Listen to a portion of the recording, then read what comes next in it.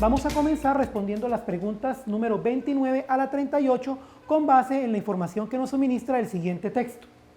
El paso del tiempo como elemento configurador del reconocimiento histórico de la literatura precolombina en Colombia. Conocer los orígenes de la literatura precolombina es una labor extremadamente difícil, y ello es así porque la voz indígena, pobladora original de lo que hoy es Colombia, es paradójicamente la que menos sobrevive. La violencia de los conquistadores y sus esfuerzos por imponer sus costumbres causaron la pérdida de textos legendarios. Algunos de los textos sobrevivientes, como la leyenda del Yurupari, narración de origen amazónico escrita por el indio José Roberto hacia el siglo XIII y traducida al italiano por el conde Hermano Stradelli, están entre los que aún conservan vestigios de cómo permanecen latentes las concepciones del mundo de un pueblo o cultura, así como su historia y literatura, pese al paso del tiempo. Yurupari es un héroe mítico conocido en Brasil y Colombia. Pertenecía a las culturas que habitaban la actual Colombia antes de la llegada de los españoles, la cultura San Agustín, la cultura Tierra Adentro, las culturas doradas entre 1200 y 1510, o los taironas, muiscas, quimbayas, zenúes y calimas, entre otras. Los pocos estudios existentes sobre la época precolombina en Colombia se pueden dividir en varias etapas históricas. La primera de ellas es el periodo de conquista y colonia que ocurre entre 1492 y 1810. Los documentos históricos que tenemos de este periodo los dejaron los llamados cronistas de Indias, cuya función al servicio de la corte de España era la de describir con detalle las culturas, costumbres, tradiciones, idiomas y otros elementos culturales de los pueblos conquistados por los españoles. Luego vino un periodo republicano que transcurrió durante gran parte del siglo XIX. Durante ese tiempo se presentó un verdadero interés por conocer las culturas precolombinas, pero se centró especialmente en la cultura muisca, pues sus aborígenes eran considerados como los más civilizados. En esta época se destaca la expedición del cartógrafo italiano Agustín Codazzi, que tuvo lugar entre 1793 y 1858. En su labor fue acompañado por su alumno Manuel Ancísar.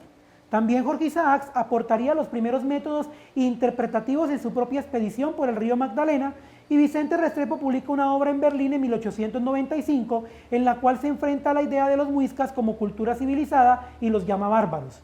Esta obra hará que se cree un desinterés por los estudios precolombinos hasta 1924. Con lo anterior, es hasta bien entrado el siglo XX cuando surge el interés de los historiadores colombianos por estudiar las culturas aborígenes del país más allá de su condición civilizada, pues lo hacen para estudiarlos de forma objetiva como culturas diferentes, independientes y valoradas en sí mismas, y no con la lectura del lente occidental o bajo la arrogancia del concepto de civilización, hoy tan cuestionado por la antropología.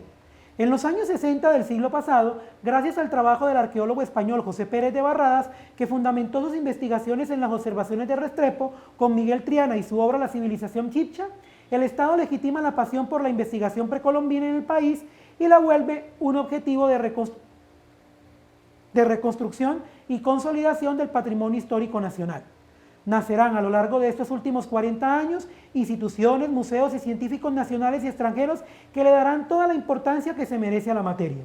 Adaptado de Cruz Cronfield Fernando, fragmento del paso del tiempo como elemento configurador del reconocimiento histórico de la literatura precolombina en Colombia. Pregunta número 37. La manera como se explican los estudios existentes de la literatura precolombina tiene una característica muy particular en cuanto al manejo del tiempo. La particularidad de esa característica consiste en que A es un estudio que se hace desde la actualidad y no sobre la época misma, ignorando los textos que dejaron quienes vivieron en ella. B, se trabaja con información recopilada por gente que no vivió en aquella época, así recogiera textos o testimonios de la misma.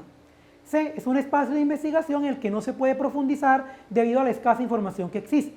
D, la única forma de reconstruir ese pasado es a través de instituciones y museos que simulen textos, fósiles y demás hallazgos. De estas 4 opciones que nos plantean para responder esta pregunta, encontramos que hay realmente 2 opciones que no se pueden tener en cuenta, que son la C y la D. ¿Por qué? Porque esas 2 opciones dicen información incompleta o información errónea. Por ejemplo, la D nos habla de que se simulan textos, fósiles y demás hallazgos cuando el texto en ningún momento está planteando esa información. Nada de lo que hay en los museos ni en los textos de las nuevas investigaciones es necesariamente una simulación de la época, sino que es una recopilación o una recolección de la información que se había abandonado sobre la misma. Y la opción C también se descarta porque dice que no se puede profundizar debido a la escasa información que existe, cuando el texto sí nos está planteando que hay una información con la que se logra recuperar el estudio como tal. Estaríamos entonces entre la A y la B, pero nos están diciendo que hay una característica particular en cuanto al manejo del tiempo. ¿En qué consiste esa característica?